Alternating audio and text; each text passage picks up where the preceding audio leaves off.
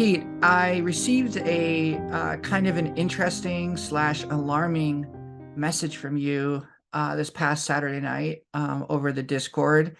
And it was, let's see, it was probably about like 7:30 my time in the United States on the West Coast. And I did a quick Google search and found out it was roughly 2 in the morning UK time. So you were up pretty late, and this was a message concerning your weekend of live poker and your experiences at the live table. And so I wanted to start us off today by asking you to kind of go into some detail about that message, because it's not that I found the message disturbing, but it was quite unusual because I don't often get messages from you at 2 a.m. UK time. So do you want to maybe fill in our listeners on your experience last weekend and what happened and what you were doing? Yeah, so I mean, as general advice, I would just say that if someone messages you at 2:30 a.m., their time out of the blue, you should probably just ignore it. Anyway, they're probably not in the mental state to have a frank, rational conversation about anything. I know. Yeah, so the reason that you popped into my head at 2:30 a.m. on Sunday morning, I guess we should say, is that you are, in my mind, the definition of a live grinder. You are a person that has played live poker a lot in the last year or two, puts in long hours, especially at the weekend, and knows what that's like better than I do. And I actually want to really talk about ways in which live poker can make you insane, because at 2:30 a.m. on Sunday morning, I really did feel quite insane. The reason I felt insane is actually the first topic of today's podcast, which is just the sheer amount of time in which you can be trapped in this barren desert of card deadness. Like, you can be picking up 9-3 offsuit back to back for 5 hours. And like, I knew conceptually this was a thing, but I felt like I was in some kind of prison. Only it was fine because I was with my friend Dave, who was right next to me. We were drinking a lot. Had a couple other friends at the table a bit earlier, though they'd left by that point quite sensibly, being mature adults and stuff. We hadn't, and we'd continued the night. It sort of ended in like a blackjack spree, which did not go very well for us either. Well, just so everyone understands, you were playing in you don't London. normally play live. I don't You were normally play playing in live. London. Mhm. You were playing in London, Mhm. and with some people from our Discord. That's right. And so, what were the stakes? What were you guys playing? What We was the were game? just playing 1-2. I mean, it was a bit deeper than Okay. that. People were straddling. Everyone was sat there with like Mhm. 800-900 or something like that. But Okay. it was technically 1-2. And I think there were Okay. a couple of shorter stacks on the table too. But yeah, I'd say in real life terms, if you ask me what stake that is, it's something like almost 2-4 or something like that, probably is what it Okay. actually equates to in London. Mhm. So Mhm. so yeah, it was a social meet weekend, and it was fun. We played like a 14-hour session. We were there from like 1 in the afternoon to about 3 in the morning. Had a few breaks, had some meals and stuff like that. Food brought over, sat out for an orbit every now and then, had some drinks. But yeah, like, I had a great time in the first part of the day, and shout out to everyone that showed up and was like, oh, I'm a fan of the YouTube channel. Actually had a few people come up and say they were fans of the podcast, Melissa, which is really nice, right? Oh, good. Glad to hear that. So we had that, and we had a few of them at our table, and it was really fun. And then it was like, the fun just stopped. Well, at least the fun of the game, because I was just dealt like 9 deuce off for like 5 hours. And in the first couple of hours of that, I was like, okay, I'm just a bit card dead. Like, it's fine. But by the time it hit 2:30 and I'd been card dead for 4 or 5 hours, I was like, this is just insane. I just can't get my head around how people tolerate this in a live cash session. So at the point where I messaged you, I was just like, I guess what I was saying to you was, I get it. Like, I understand. I feel your pain now. I know what it's like. And I wanted you to know that that your pain was now validated in my mind based on what I had gone through in that evening. Good. I appreciate that. Well, obviously, I don't want you to be card dead, and I don't want anyone to be card dead. It's awful. But I will say I did take a certain level of fiendish delight in that message, because I thought he understands, he finally gets it. He sees that what it's like to be a live player and not an online player seeing a million hands every 10 minutes. Yeah, it's really a part of kind of the grind. I think like the grind is such a good term for what it is to be a live player, because the game can be so slow, and it forces you to confront your your worst mental frailties, and Mm-hmm. you have to overcome those, and you have to um remain lucid and sane, and all of these things that I think defeat all of these kinds of emotions that I think we're going to talk about today. Um but I thought that was interesting, and I will say, I know I mentioned to you before we started recording this morning, but once I had been running decently that day before you messaged me, and I know that we're not superstitious on Poker No. Distilled. In our previous episode, I talked all about how I'm too powerful and strong to be superstitious. But I will say, after you messaged me, I did go card dead, and Mm-hmm. I ended up leaving the card room earlier that night, ending the session earlier, Mm-hmm. because I thought, well, Pete has just completely bombed this session for me. Yeah, just voodoo So magic from across the it's other side of the voodoo world, from across the ocean, from across the pond, as they say. as they say. Um, no, in all honesty, I was pretty tired, and that was actually one of those sessions where I felt like there's a couple things going on. I was no longer having fun. Number one. Number two, I was exhausted. Number three, I had had some drinks earlier in the session, and they had like it. I was like, I had come down from the little bit of high that I was on, and it was like I just crashed like between like drinking a Red Bull and then having some vodka, and like everything just combined for me to feel really tired and sluggish. And then on top of that, I was kind of car dead, and I thought, I'm gonna just go home, and I did, and it was the right decision. So, anyways, let's talk about some ways that live poker can make us insane. Mm-hmm.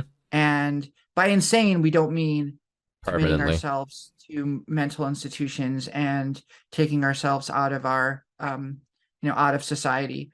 By insane, I think we mean kind of temporarily losing touch with our normal baseline emotional and mental state. Mm-hmm. So becoming someone that we don't recognize, responding in ways that we don't normally respond, and just kind of getting out of our normal headspace. So, do you want to start off with with a point that you Mm.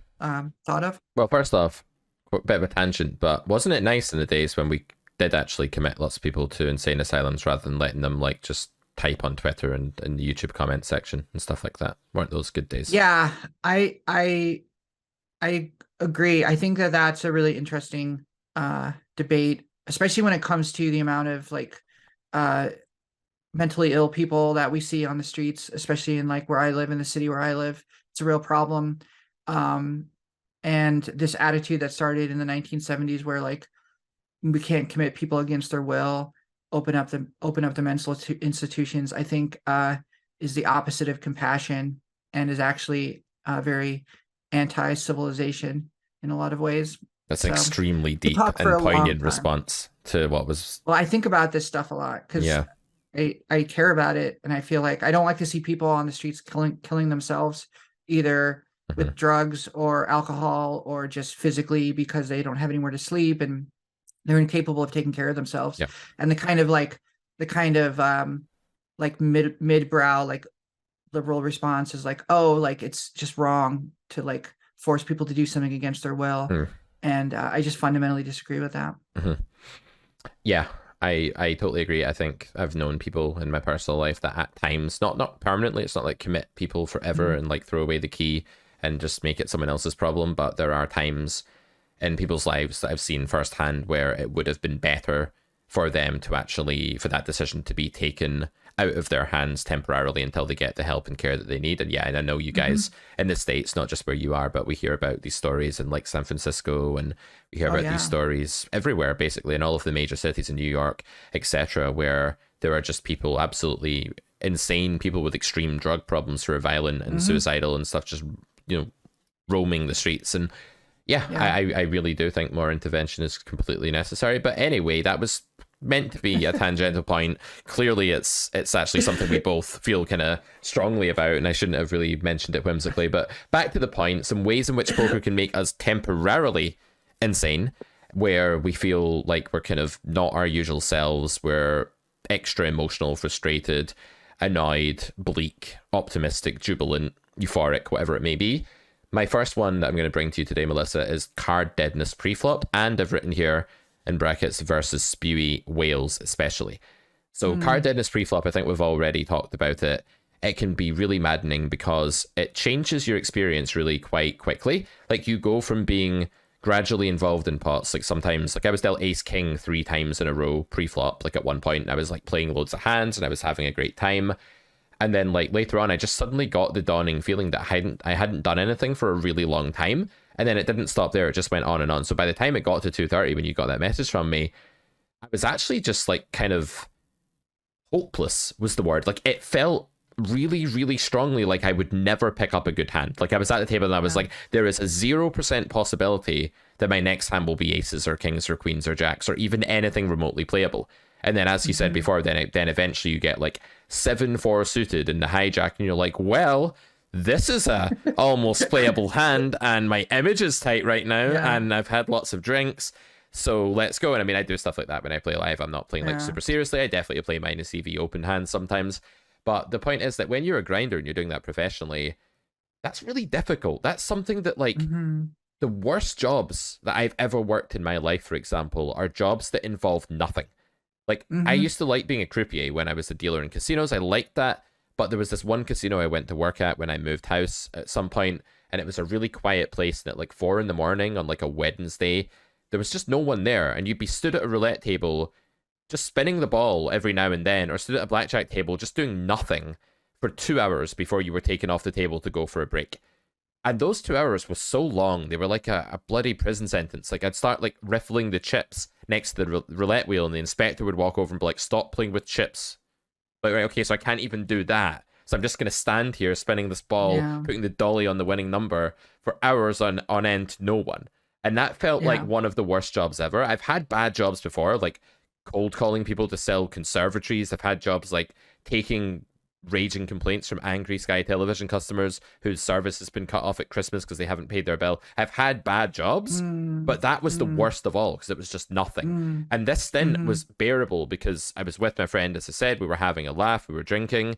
Had I been on my own at that point, yeah, it was part of my job to be there, and it was the middle of the day. I don't think I could have coped with that. I really don't think so. It was hard enough to cope with even on a night out as a social experience. I can't imagine what it would have been like if that was the middle of the afternoon and I had to be there all day because that was the hours I had to play. So what are your experiences with card deadness? What are the troubles it brings you? What do you do to deal with it? How do you process it?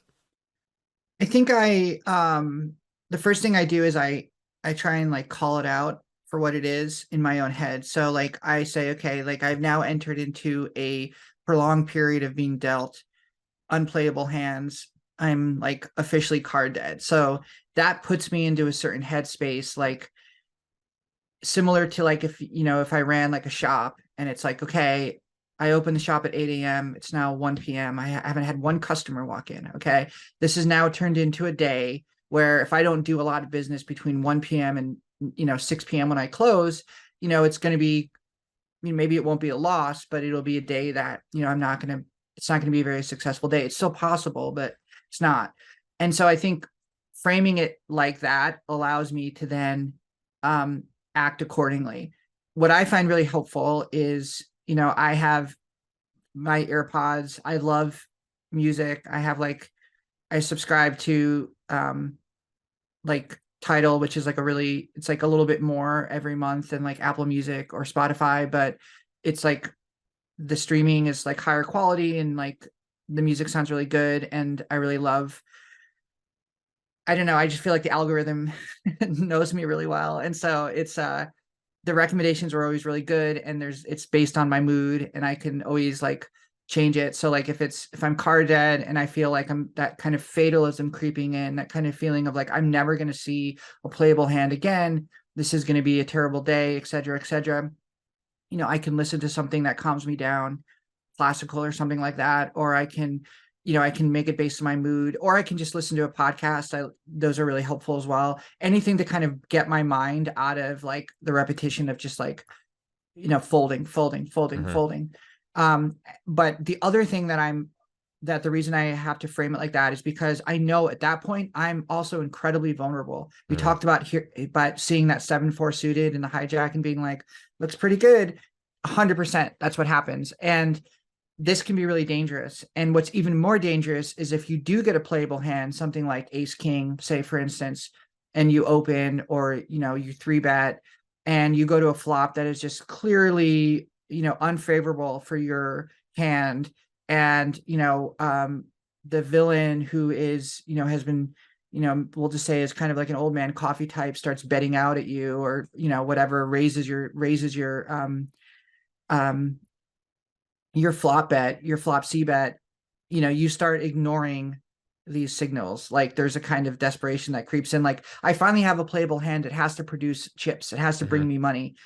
And it can result in you playing, a hand really suboptimally. And so that's another thing that I want to be aware of, is like, I'm vulnerable now. I'm kind of like a little bit desperate, and I want to make sure that I don't act in a way that is like incredibly suboptimal because I'm so desperate. Yep. So those are some of the things that go through my head when that happens, because card dead, not only does it put you into a place of where like that fatalism creeps in, but it also makes you, it's a recipe for a potential insanity, meaning it's a recipe for you to act in ways that you normally wouldn't act if things were somewhat normal. Yeah. And at the end of the day, like, you've signed up to this as either a choice of Yeah. profession or a choice of like way to spend your free time or whatever it may be for Yeah. people, where this is a real reality. Like, you can show up for a 6 hour session and be card dead for almost all of it. Like, it can easily Yeah. happen. Then there'll be other days where you're just playing hand after hand. It's action. You're on cloud nine. You're winning stack after stack. There'll be other days where you're just losing stack after stack. There's all different Yeah. kinds of poker session when you play live, and they all create this bubble, this like vortex of really different, unique experiences, which are all like really far removed from what like the day-to-day grind would be for someone that has a more normal job. Even the day-to-day grind for an online player, there's still a lot of variety. Like, maybe I lose 6 buy-ins on one afternoon playing online poker when I'm just like not running well, but still there's times I win a stack, there's times I'm involved with running a big bluff and it works, there's times I call down and I'm right. So there's a mix of like normal emotion going on there as well. It's not just all one and the same thing. But because live poker is like a kind of Inception, if you've seen the movie Inception, where like they go into these other worlds and it slows down time, and it's actually a minute, but it feels like 80 years the deeper they go, the more years it is. Really good movie for anyone that's not seen it, by the way. I'm not a movie person, but I really enjoyed Inception. And that's what it was like. That's what it's like playing live, right? I'll Because you just say get that this. that movie is like 10 years, 10 years old. I know, it's like the last time I saw a movie, last time I went Like, to the cinema. not a movie person, but I enjoyed this new film called Yeah, it's new movie. You should check it out, guys. I think it came out like the other day or something. Do they still make Sorry, go ahead. those movies? Do they still make them, like new ones? Right. Yeah. Yeah. That director has a new movie coming out soon about Oppenheimer, the created the neutron bomb, or the atom bomb. Looks pretty good. Interesting. Anyways, yeah, it should be pretty good. But go ahead. I didn't mean to interrupt you. No, Sorry. no, it's funny. You're totally right. I'm Yeah. an absolute boomer, and when it comes to anything like movies, so it feels very much like we have these extended time being stretched, your experience feeling like it's much more magnified by just the monotony of live poker, the fact that there's 9 people at the table, you're playing a 2-card game, and from each position on average only like 17% of the hands are playable on average, or something like that. So it's like, and then it depends on the action before you. You're literally playing a game where your job most of the time is to do nothing. Yeah. It's like ridiculous. It's a really, really bad game. That's a good point. Poker Yeah, is a that's really good bad point. game. 9-handed, no limit hold'em is an awful game. I'm just gonna say it. The reason it's fun is that you get to physically interact with things. You can be social, you can have a good table, you can make friends at the casino, you can have a community, you can go there with your friends, you can make it a night of socializing or whatever as well. But as an actual game, just to sit and play, like when you're at the old man coffee table, Melissa, that you were talking about last week, that is an awful experience. A 2-card game where most of the hands aren't playable. It's like poker for like 3-year-olds. It's like, oh, this game is so bad that even a 3-year-old can play it right 80% of the time by just pushing the cards into the muck. That's the game. Yeah. That's the fucking game. So yeah, no I wonder will say this. it's insane. Yeah. I will say I completely understand that perspective.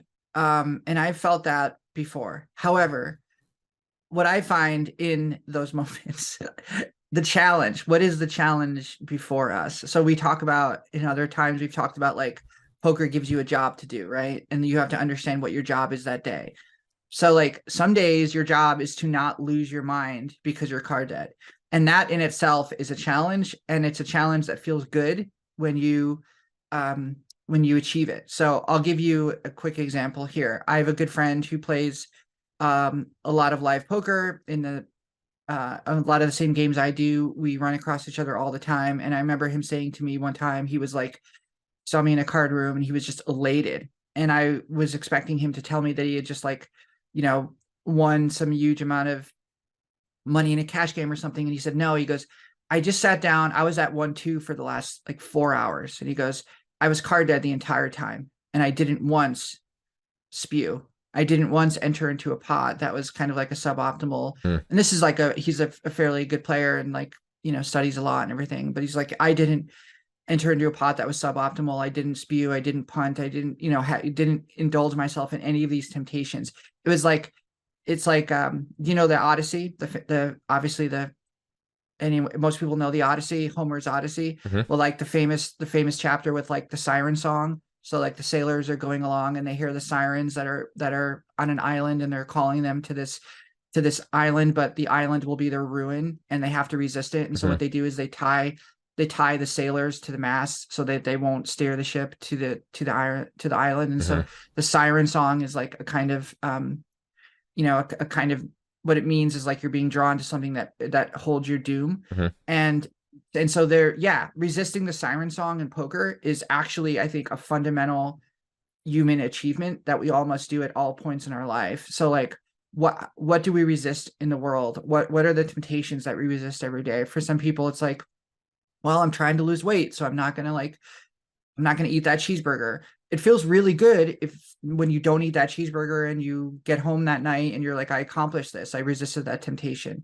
And you know, people that are, you know, sober, the same kind of thing happens where it's like your challenge becomes not giving in. I mean, you've talked a lot about this, Pete, when you talk about this kind of like anti-hedonism stance that you have, where you feel like, you know, that's like a defining moment in a person's life is when they start to resist temptation. So I think it's very much in our DNA to resist that kind of siren song, which is why it first appeared in epic poetry in Homer. I think that it's very much a part of the human condition. And so I look at it like, you know, I've had crappy jobs too, where, you know, I've sat and I've used to work in like retail and like no one comes into the store all day and it's just awful and you have nothing to do. And this was like a place where you couldn't even look at your phone or use your phone. And so I get that. And I think the challenge is that I can't think of any job really where like you're just constantly stimulated all the time. And if you have the kind of mind that draws you to poker, which is a mind that probably likes figuring things out, that likes being stimulated, that doesn't like to sit still, that doesn't like to just be like focusing on its own mechanisms, its own turnings, like, yeah, it's going to be really challenging, but like, that's, like you said, that's kind of what you signed up for. That's the job. And so I do find a certain kind of, I don't know if I'd call it joy, but I do find a level of satisfaction in achieving that and not spewing and not losing my mind. Absolutely. I think when you achieve like one of these really worthwhile, wholesome, long-term aims that just means you have to abstain from the experience and the short-term gratification of whatever whim you're currently having, it is a victory. It's like that is the thing in virtue of which you are a human being that separates you from being like a chimpanzee or a baboon or something that's just mainly going to give in to these short-term whims. And I love the way you put it. I love the siren song analogy and all of that. It's totally right. I think, to elaborate a bit more on my point, what I really want to do here is draw a distinction between live poker, online poker, and other games like chess or bridge that I play. And I think what you'll find is that when I go into this, you'll see how those other games have primed me to be more susceptible to the insanity of being card dead at live poker. Because let's take bridge, for example, a game that I play a lot. My girlfriend and I play couple of times a week. I have another bridge partner that I'm playing with tonight, a guy I went to school with and stuff, so we've started playing together. So probably playing bridge like 2 or 3 times a week at the moment. I teach a class as well once a week, although it's on a break right now. And the point is that that's a big part of my life. And Bridge is a game where you have to be super focused every single time you're not the dummy. There's this one person at the table called the dummy, and for part of the hand, they don't do anything. But other than that, you have to be really focused. You have to be tracking the shape of everybody's hands, like how many of each suit they started with, where the cards are going, what cards are being played, where you think the missing cards that you can't see are, what that means, what you should do about it. So if you lose sight of any of these bits of information when you're defending against a bridge contract, even for a second, you can butcher the defense and you can give the declarer their contract, so you can like mess up and give the other team like a big score against you or whatever. So bridge is a game that requires my utmost focus all the time, and I think that that's really suitable for me because I have the kind of mind. A therapist that I went to see a while back suggested I might have ADHD, although who the hell doesn't get diagnosed with ADHD by someone in this day and age? There's a lot of neurodivergence, and a lot of it I think is healthy. Nevertheless, I do think I have the kind of mind that needs to be engaged all the time. It's why I grew up playing computer games nonstop. I was always doing something, always had to be doing something intellectual. I can't even read fiction. I'm not good at watching TV shows. I have to read things that really make me think. I read a lot of non-fiction, and I do a lot of gaming and strategy games and stuff like that. I also play chess. I play online poker. I teach online poker. It's hand, 1,000 hands an hour, 4-tabling Zoom. So for me especially, and people like me, for online players, when they go and play your form of poker, Melissa, it's not just that they're going from something overly stimulating to something normal. They're going from something overly stimulating to something underly stimulating. You went from normality to something underly stimulating. But these people like me that play other games like online poker, they're actually bypassing right over the top of normally stimulating and going to the opposite end of the spectrum. I think that's what makes it really hard for online players that try to play live, and why the card deadness feels even more alienating. Their brain is actually working on a higher energy level than the average person's, because they've especially sought out activities like 4-tabling Zoom that make you constantly have to think. Bridge is a bit like 4-tabling Zoom as well, by the way, as is chess. Yeah, I totally get it. Absolutely. I mean, it's the difference between, people that grew up with smartphones and people that didn't, and the attention span thing, I think, is totally legitimate and real. Yeah, I mean, that makes total sense. I think I'm in a little bit of a strange situation because I grew up without any kind of, my parents like video games, and any kind of like computer games were like forbidden in our house. And like it's not like I had like puritanical parents or anything, but they just didn't like that. They were suspicious of technology in general. And so I just grew up with a lot of books. And I remember like my way of rebelling was like, well, I rebelled in a lot of ways, but one way was like pulling down books that like my parents kept on like the higher shelves that were like off limits. So like I remember like reading like Stephen King books when I was like really young, and before I even understood like, and I definitely should not have been reading like some of those 80s books that he wrote are like, they're like trash. Like they're like a couple steps below pornography. Like they're just like, but they were really popular at the time and everything. And but they're also like really deeply unsettling and haunting. Like some of so the themes scary. in Stephen Yeah, King are actually know. like extremely creepy. There's just something really eerie about them. So yeah. They're terrifying, but I love them. I read it, like the clown book, and like that was like, I remember it being like, that was so interesting to me. Like that, the cover that was like in, I don't know, one of the early editions was like this like sewer and this claw coming out of the sewer. And I remember being like fascinated with that. But that's a very violent and like sexually graphic book. And anyways, all of that's to say that like my way of like setting the kind of tone for my brain and the stimulus that I was receiving was like, obviously like movies, which I was able to watch, but like I didn't have that kind of like rapid fire. I didn't get a cell phone until I was, I think, probably like in senior in high school or something. Maybe I think it was college actually. So anyways, I just had a different grounding, like a different base level. And I think, and for that reason, like I've never really, it's to this day why I still don't really find much enjoyment, or I'm not that interested in social media. I find it really hard to be on Twitter. I find it really hard to read Twitter. I think if I really want, like if I'm interested in what someone has to say, like I'd rather just read like a book that they wrote, or like a long form, like an essay or something. Like I just feel like short little bursts of information. Is even like quotes from like famous people, like famous philosophers, like you can follow on Twitter. They'll just have like a quote from that, and it's like that's like so useless in my mind. It's like that's like taking like a bite out of a gourmet meal Yep. and then walking away. It's like I need more. Anyways, we're getting off topic a little bit here, but I think all of what you said makes sense. I think all of what I said makes sense. I Mm-hmm. think we're both making a lot of sense today. So biased. I mean, we, So we are biased. us. We would say Yeah. that. But I wanted to also bring up the other part that you mentioned, which is the whale factor. Mm, What about when you're watching whales throwing chips at each mm, other and getting stacked and building up big stacks? I'll just quickly say that I have a huge mental game leak that I get very resistant to, like I find myself resisting an action that may result in a player that I think is really bad at poker winning chips off me. mm, So like I have to fight the impulse to fold on a, like when someone's bets into me on the river, to fold. Like there's a voice in my head that says fold.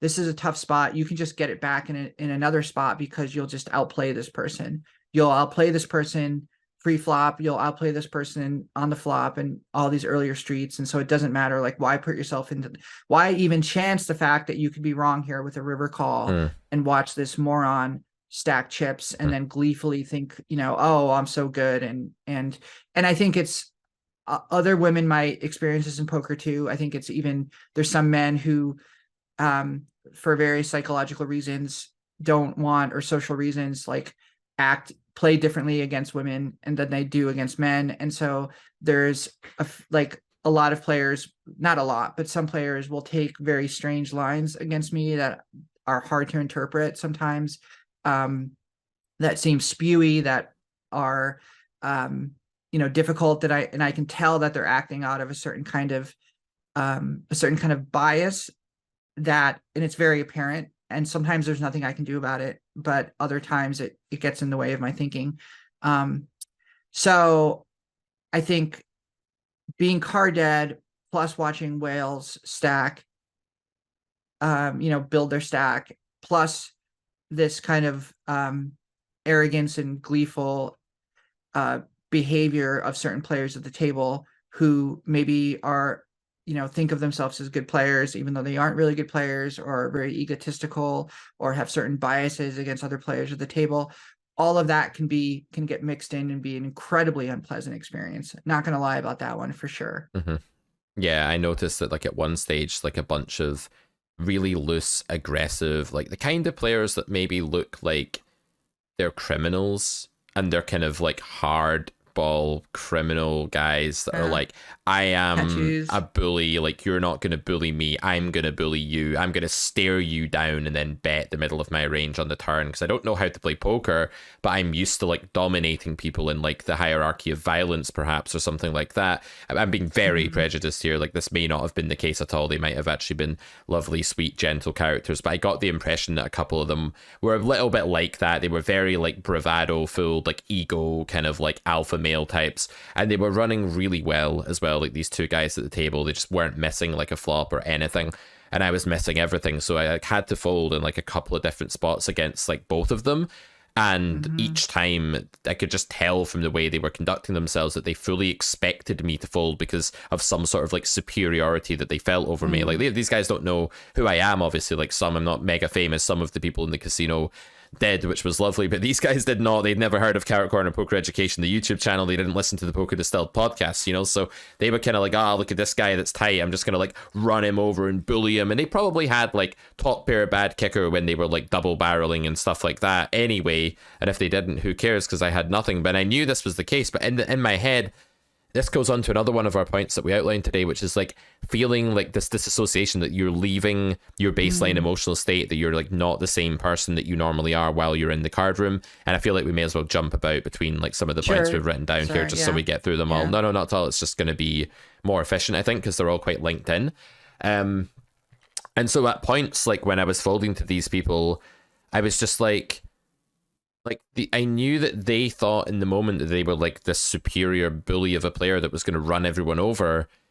And even though I knew that was false consciously, my subconscious was kind of almost accepting its place in the hierarchy as being weaker than these people at poker. So it wasn't like I felt like physically intimidated, like they were gonna like punch me or anything like that. It wasn't like that. I was just like, right now in this moment, I am like the shrimp and they're like the shark. And I knew consciously that that was nonsense because I know they're like terrible at poker. But because my brain is like seeing me losing and folding pots to them and being card dead over and over again, the subconscious is kind of going, yeah, Pete, you just accept your place as the sardine, like swimming away. Are sardines even a thing before they're in a tin? Is that even, what are they called when they're not? Oh, I don't know. That's a really good question. I don't know. Are they like anchovies and sardines? They must be like some small They're type of fish. I mean, anchovies are, yeah, I mean, I think they're just very small fish. Anyways, Yeah. anchovies swimming away from people. Let's go with that analogy. So I still felt like the little fish, like to some extent subconsciously.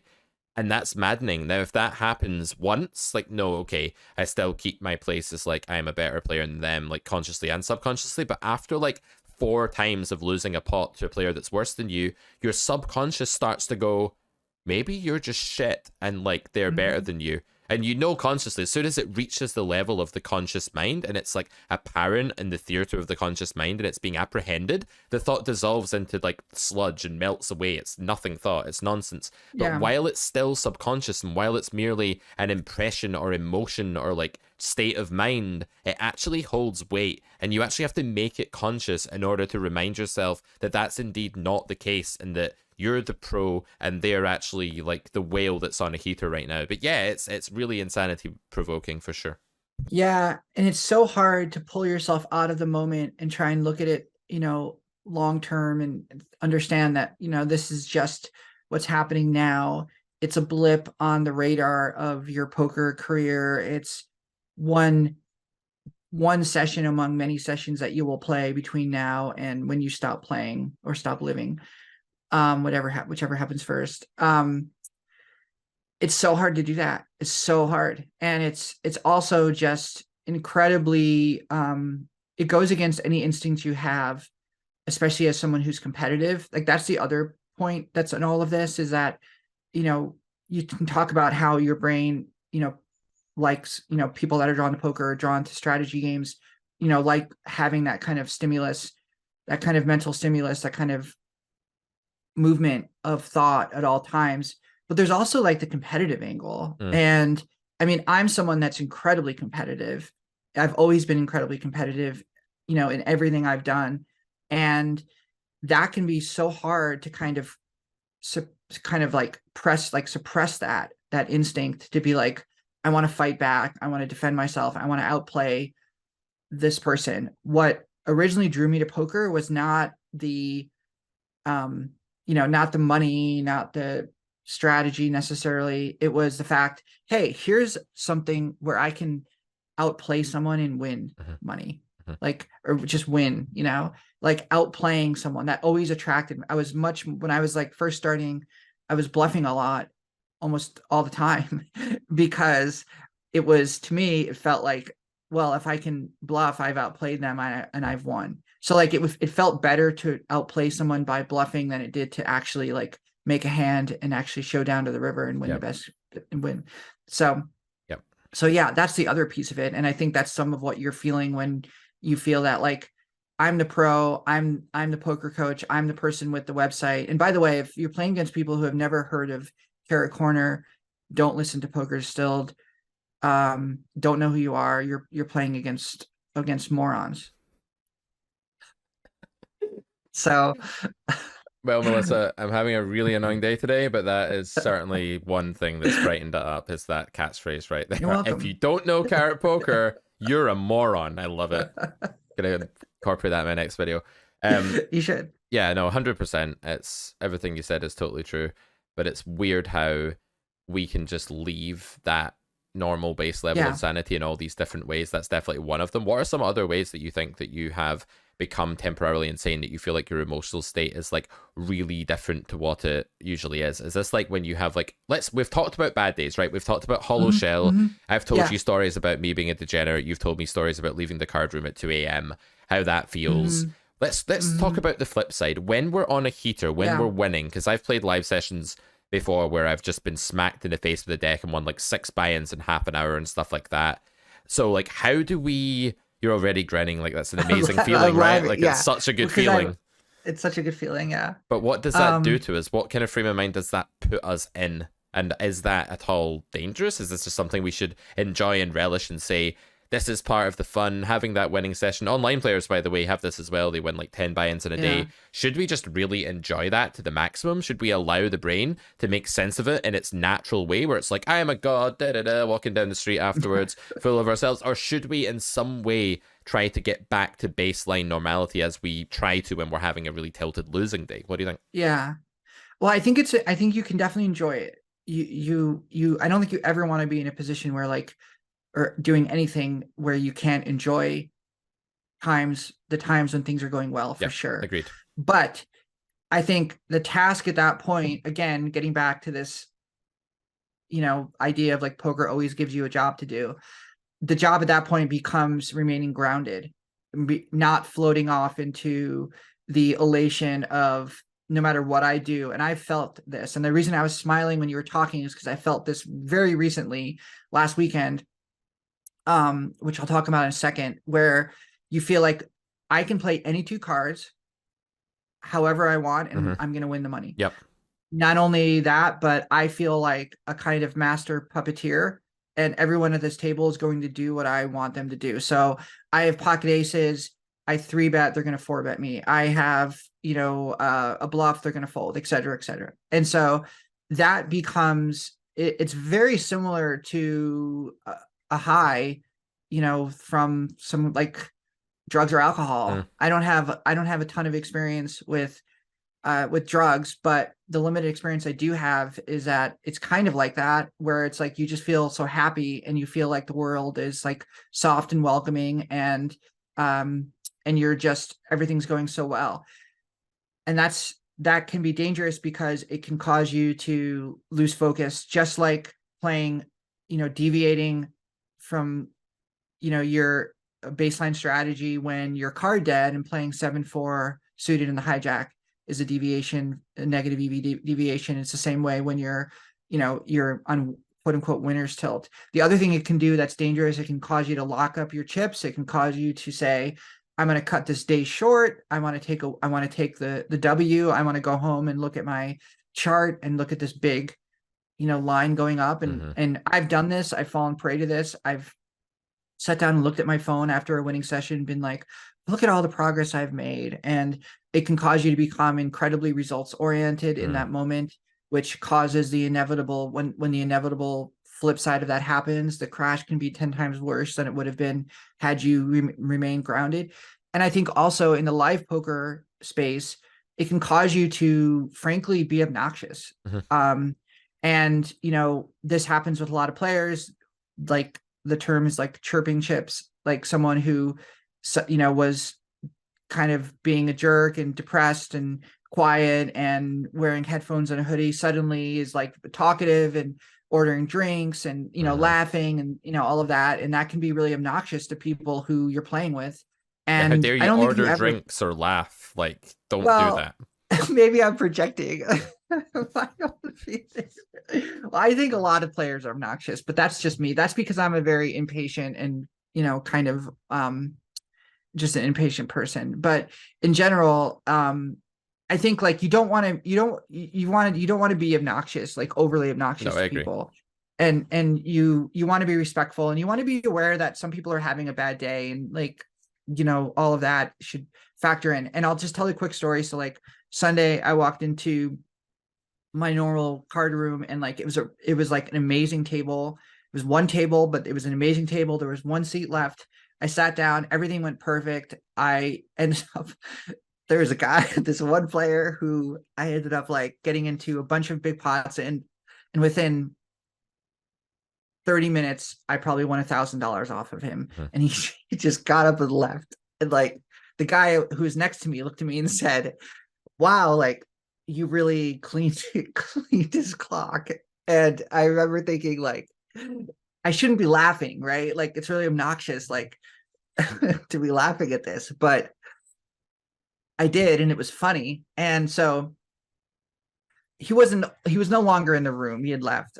But I also, like, I've been on the other side of that too. And so it can cause you to, I think, normally I don't laugh at things like that at the poker table, but it can cause you to behave in ways that are like not, I Hmm. think, optimal in terms of treating people. Yeah, Like, well, at least you didn't order a drink. yeah. That would have been really egregious. Like, had you taken that extra step? Why is the drink thing the point that you're harping on?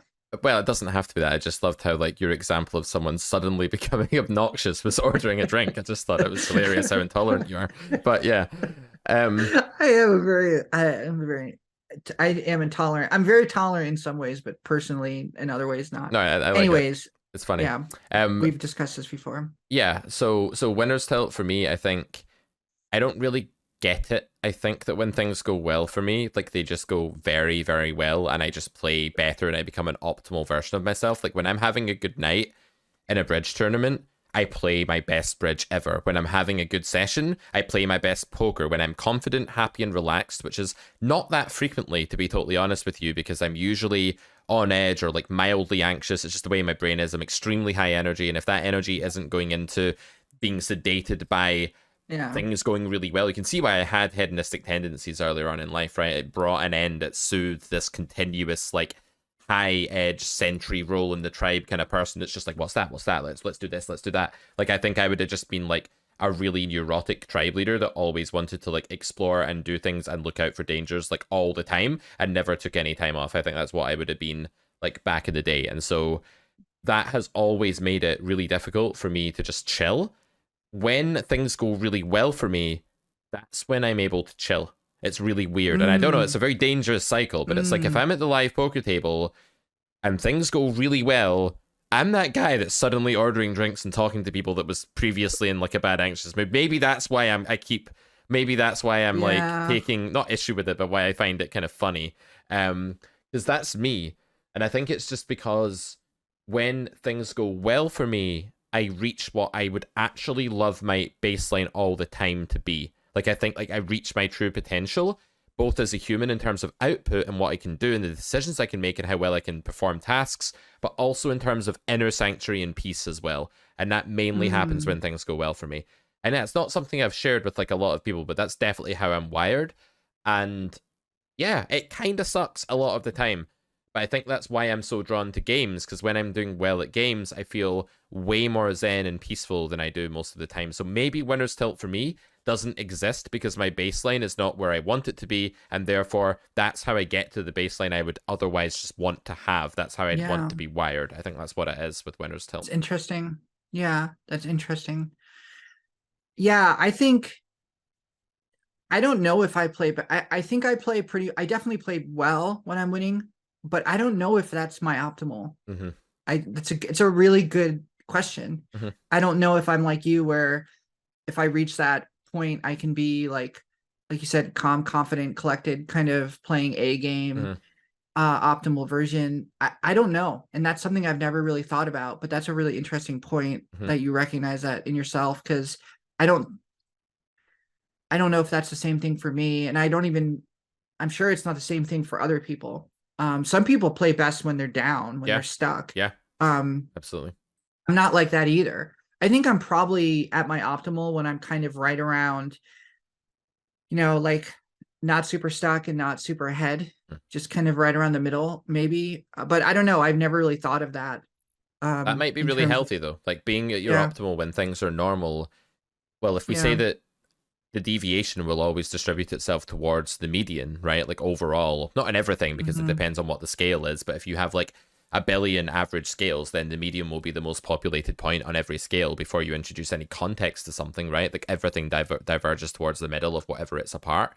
And so when you say that you perform optimally when you're just a bit up or a bit down or even, that probably means that your baseline is where you're most effective. And that's not the case for me. Like my baseline is definitely not, I'm not effective at my baseline whatsoever because my baseline is just plain wrong. And for someone who plays really well when they're down, I'd imagine their baseline is plain wrong as well, that it takes bad things happening to make them actually care enough to perform or like feel like they need to perform. So that's the opposite of me. I feel like inhibited, like I can't perform because it's like I'm not relaxed enough, I'm not confident, I'm not like focused enough. Whereas these people, they need bad things to happen to focus. I need good things to happen to be focused. People like Yeah. you need to be like in the middle to be focused, but that's where you're going to be the majority of the time. Hmm. I like going back to envy. I envy that, and going back to what we said a few weeks ago, I think it's pretty fucking healthy that I envy that, because at least it gives me like something to work towards. Like maybe next Yeah. time I'm having a therapy session, I can be like, hey, my friend Melissa's like better at performing at poker when she's even. I want to be good at poker when I'm even. I want to be A game when I'm even. I don't want to have to be up 3 Yeah. buy-ins and on cloud 9 to play my best poker. So it's fascinating. Audience, where are you on this? Let us know in the YouTube Hmm. comments. Let us know.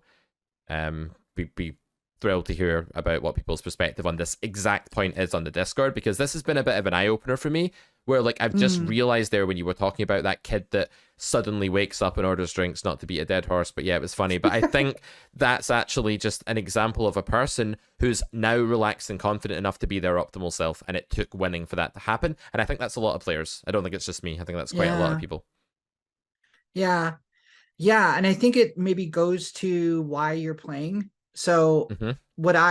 I'm playing because I want to figure it out. So to me, the the journey of poker is worth taking because there's it's like Rubik's cube. It's like you're just continuing turning it, and eventually you get the colors to come up the same on Hmm. each side. But it's takes a ton of effort, it takes a ton of concentration.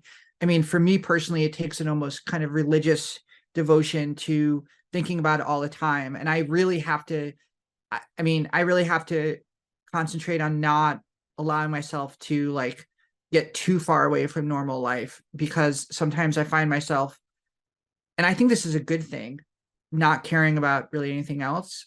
And not to say that I'm like, I'm not like in a bad way, but in a way Hmm. of like, like you're, I mean, really, to be good at anything, I think you have to have an obsession Hmm. in some I way. agree. Um, and like there's too many people playing poker now. There's too many people, learning poker. It's just there's a lot of variance in the game. Like it just requires the devotion, but it's also something that I don't find interest in things outside of poker enough to devote my time to them. So it's like, where I spend my time when I'm not at my job is is poker related, because it's what matters to me intensely outside of my family. And so I think, um all that being said, is that maybe one of the reasons why I feel like I perform optimally when I'm kind of just a little bit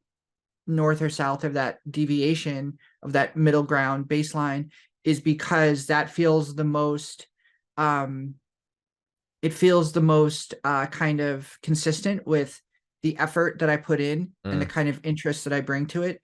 Whereas someone who maybe doesn't study that much, or is not that interested in studying, or maybe looks at it more as a recreational thing to do on like a Saturday or a Friday night or something, and just maybe has a couple buy-ins to take out of their paycheck and spend. And yeah, it sucks for that person to be like, I'm down a couple buy-ins, and if Mm. I lose this next pot, I have to go home. Mhm. But what happens when they win the next pot and then they're good? Well, yeah, now I can have a few drinks, I have some more money to Yeah, spend tonight, I can relax a little bit. Like it's much different. And totally. so yeah, um but I think that's it. So it goes to the reason of like, why are you playing poker? Mhm. Like why are you here?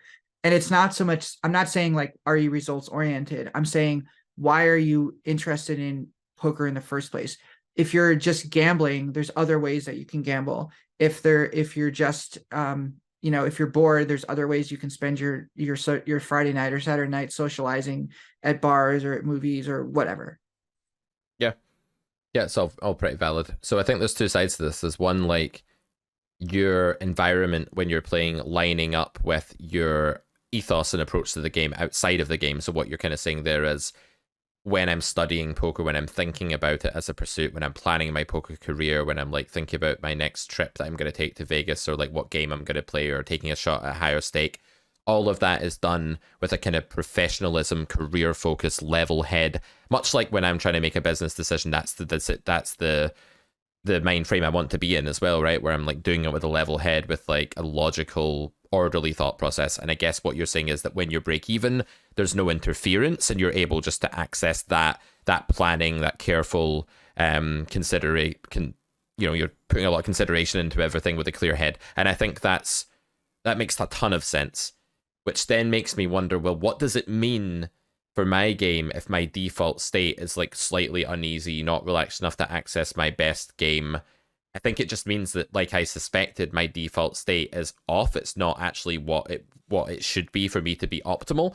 And, situations improving your mindset is a bit like a drug. So it could well be that like people who manage this sort of stuff through sensation seeking behaviors like drug abuse or engaging in like other types of short-term, shall we say, hedonistic activities that make things worse ultimately, but maybe better in the interim, this probably comes down to a base level of being that's just not optimal for them or is not like acceptable to them. So really what this is telling me is I've just survived in poker with this being the case. Like, it's always been the case. When I'm teaching, I think it's really interesting that kind of goes away momentarily a lot of the time because the focus isn't on me anymore. It's not my base level that's relevant anymore. It's like the student's base level. So when I'm producing content, when I'm doing one-to-ones, when I'm doing anything like that, I think what happens here is that I have to direct that energy outward, and it's more about the audience and it's more about the student who's paying for my time in those moments. And there are times in sessions where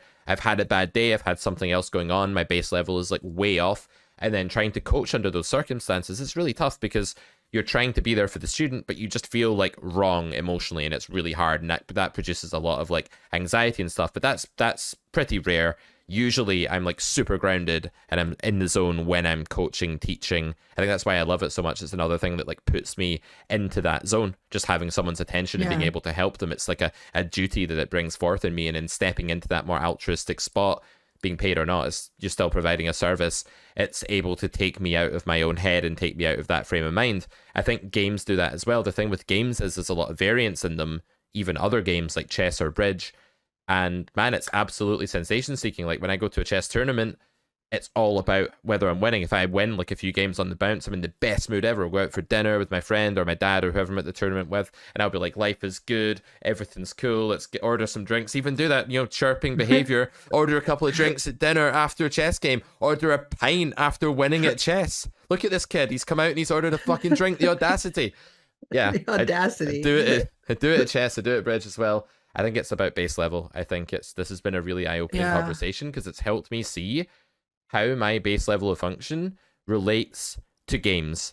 And it makes perfect sense to me, everything you said there about why you play better when you're even, but I maybe play better when I'm winning. And there are people out there, maybe not either of us, but there are people out there that play their best when they're losing, as you've said, and it just comes down to what types of emotions bring out the best in someone. And it's always been positive emotions that bring out the best in me. By far, they bring out the best in me like tenfold, whereas negative emotions make me an absolute wreck. I'm very bad at coping with them and processing them. And then like my baseline is because I'm bad at coping and processing the negative emotions, is kind of like being on edge that there might be negative emotions coming, while craving the soothing positive emotions. So it's amazing how our inner neurodivergence and our inner psychology can have so much to do with what kinds of things improve or harm our poker performance. Yeah. And I'll just say like one last point that I think is consistent with this and makes sense is that, and gets back to like why I'm comfortable and kind of the minor deviation from baseline is like my fear of losing comes not from like losing money. Like I had X amount of resources before and now I don't. Yep. It doesn't come from like, before I could have bought something with this instead of, losing it on a poker game. It doesn't come from that. It's because I'll no longer be able to play the game. Right. So I'll no longer have the resource. I'll no longer have the password that gets me into the secret club. I'll no longer have access. So it's like, for me, it's like, I just need to stay in the game. That's really what my whole kind of point is. I just need to live to fight another day. And so that's really, yes, I experience highs and lows. I don't like losing. I'm not like immune to like feeling crappy after I lose. It definitely affects me emotionally. Mm-hmm. And just like I said, when I'm winning, it also affects me emotionally. But at the end of the day, what it comes down to is like, I just don't want to have to ever wake up one day and be like, I don't have enough money to go play poker. Yeah. And that's really what it comes down to for me, like as like a baseline. On that day, maybe I'll have some emotions like I'm a stupid idiot, Mm-hmm. I'm a fool, I'm not smart enough to play this game, I'm not skilled enough to play this game, etc., etc. Maybe it's possible, but probably not. It'll probably just be more like, this sucks. I wish I had some more cash to go down and play. Whereas with you, if you got to that point, I Mm-hmm. think you would think, I'm a stupid idiot. Yeah. You have that voice that's like Mm-hmm. we've talked about before, like that kind of like parental, Horrific, you like know, her, punitive yeah, asshole parent. right. Yeah. And so I think because you're so hard on yourself when things are going wrong, Mm. it naturally makes you want to resist doing that. And so therefore when things are going well is when you access your optimal self. Yeah. And when things go wrong that aren't even my fault, like I get sucked out on, or like the lady phones me up, as you just heard there before we started recording, is like, your car's delayed again, your freedom is restricted for another week and counting. It's not just like, that's annoying because it's inconvenienced me. It's like taken really personal. It's like, now my life is worse. Now I am worse because of this. It's like all really incorporated into the sense of self.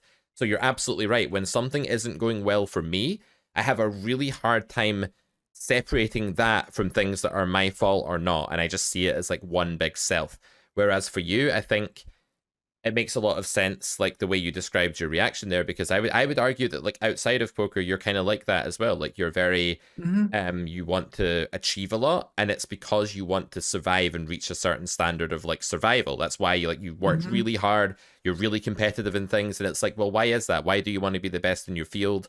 Why do you want to work really hard at everything you do? Why do you want to do few things but do them really well? Why do you want to specialize like that? It's because you're worried about being inefficient with where you allocate yourself in your life, right? Whereas for me, it's kind of more like, let me just go to all different kinds of things that can soothe and provide positive reinforcement and can take me out of that not being happy with my own world kind of thing. So I just think our psychology as people and our neurodivergence has so much to do with like the things that make us tick and the things that make us combust at the poker table, and what brings out the best and the worst in us as poker players. So this has been a really fascinating conversation so far. Point 5 that I've written here, I think was point 4 and 5. There's another one which is confinement and feeling trapped when you're a live player. Do you ever get your card dead for a while? It could be that you're running bad. Could be you're at a table that's unenjoyable, like you with the 7 old men coffees. Old man coffees? Don't know what the plural of old man coffee is. But like that. OMCs. And you're there for like a long time. If you leave, we talked about this last time or the time before, you've kind of violated your own sense of your journey in poker. Like you've decided what's good for you is to play a 6-hour session today. You've allocated the time. It's necessary for you to put in these 6-8 hour days if you want to achieve your goals. But yet you're in this really unpleasant, intolerable situation that you can't really walk out of without violating your goals. So it's like, that's a real prison sentence in a way. That's no joke. That's like a short-term thing that you really have to suffer through, right? And again, I think it comes down to our willingness to suffer in the short term, or like bear things that are unpleasant in the short term in order to like get that long-term satisfaction. And again, I think we're very different from one another there. Whereas I think where I'm quite likely to say, no, this is like intolerable. I don't have to tolerate the things I don't want to. I'm smart enough and I'm great enough that I can just do what I want anyway and it'll work. That's like always been my approach. Like I'm like a rebel. I'm going to break free of this and do my own thing. And life hasn't helped with that because it keeps giving me good stuff when I try it. Life, punish me every now and then. Come on. Okay, it kind of has with a car, point taken. But I think with you, you're way more willing to say, this is what I've always done. I know you've suffered like a lot of tedious jobs that used to work, like you said, like in your job today. I'm sure you would admit that like it's not always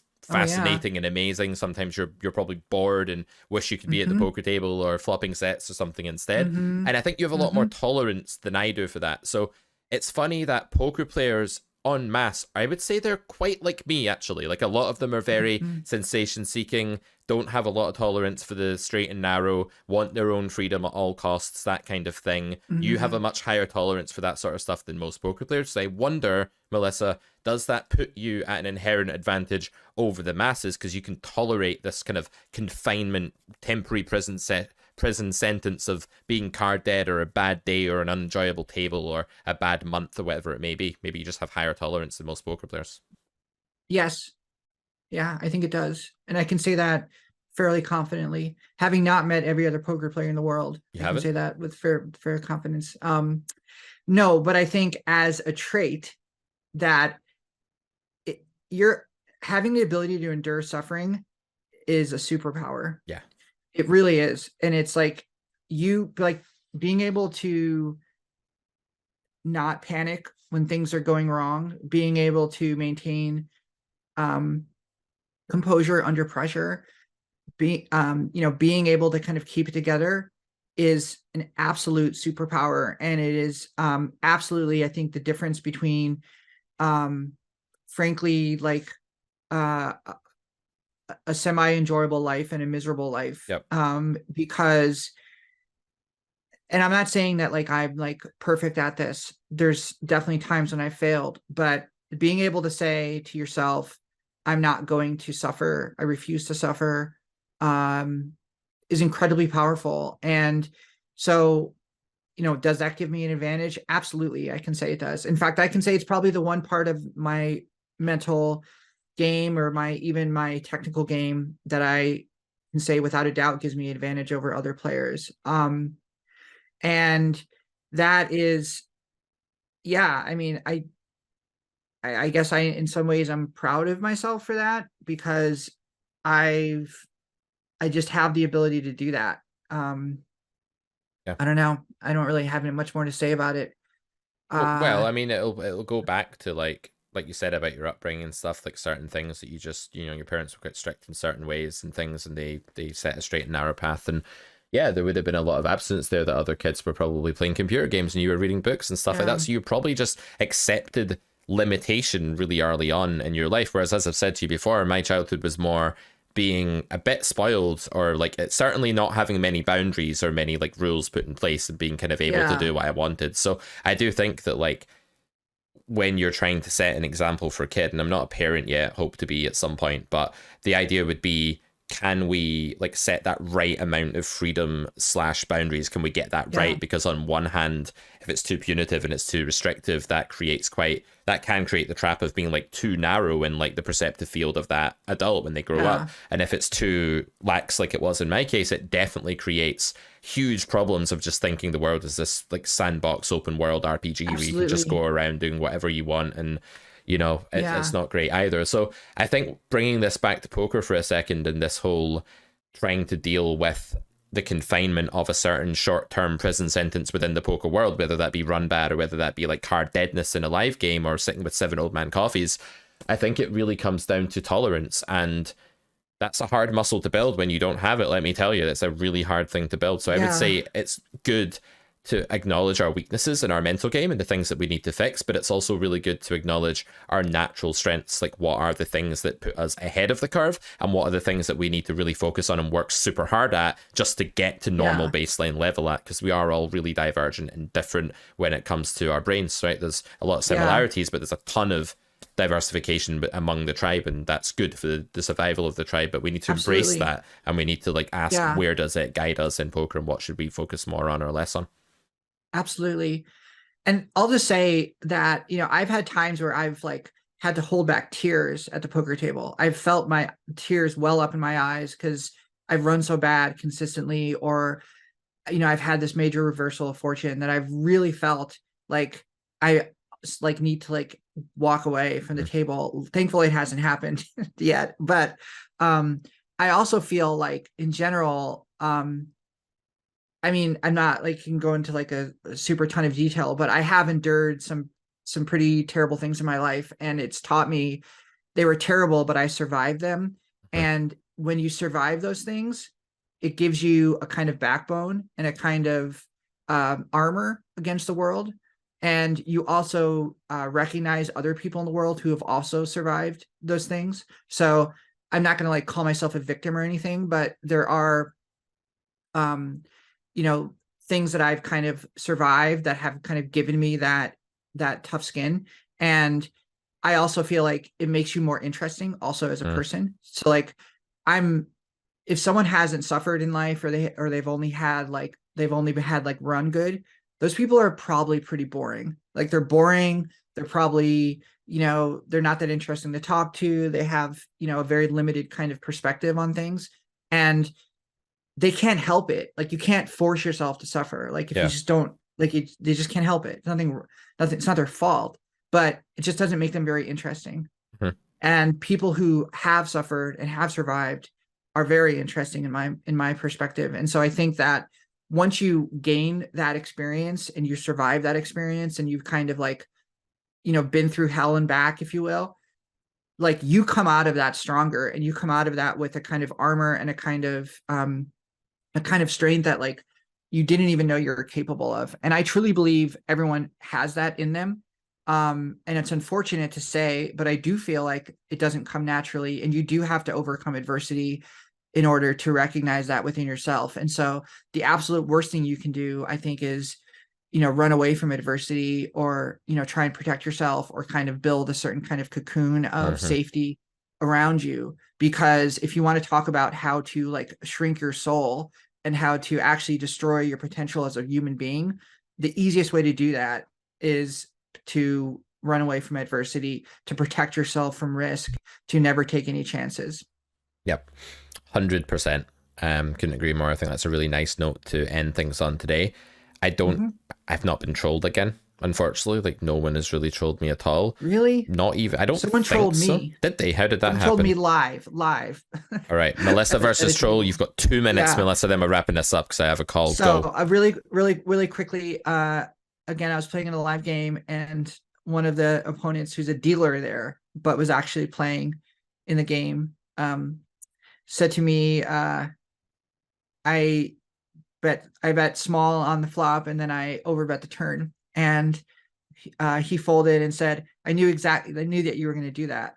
And he goes, I know exactly how you play. And he said this loud so the whole table could hear.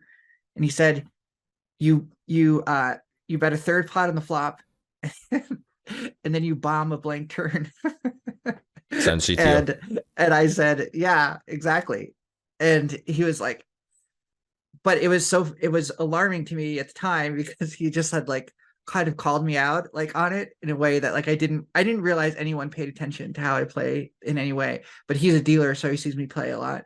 And so it was meant to be a kind of troll. It took me out of my game for a second, but I don't know. I thought it was funny. But then you realize that all he was really saying is like, well, you're doing what you're supposed to do. It's like you're watching someone like, I don't know, at like 10-pin bowling or something. It's like, I know what you do. I know what your weird strategy is. You knock all the pins down. Like, I've seen you play before. I don't know why you try and do that. It's like, yeah, I mean, a blank turn is kind of exactly where your nut advantage is the biggest. It's not a technical podcast, guys, but if you're going to overbet a turn, a blank one's a pretty good place to start when you've got that pre-flop raiser's advantage and you see bet flop and being called. On that more technical note than usual, we will leave you with it. Don't forget to rate the podcast on Spotify and iTunes. Leave a comment and a like on YouTube. And yeah, this is Melissa. I've really enjoyed this episode. I found it quite me too.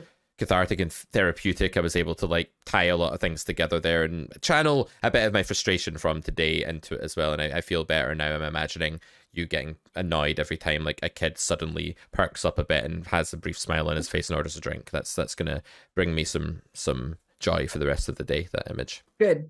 I'm glad to help. All right, guys. See you next time on Poker Distilled. Bye for now. Bye.